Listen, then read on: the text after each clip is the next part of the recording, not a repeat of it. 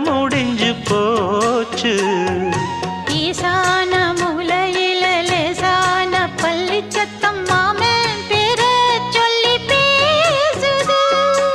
ஆறாத சோகந்தன்ன தீராம சேர்த்து வச்சு ஊரும் சேர்ந்து என்ன ஏசுது.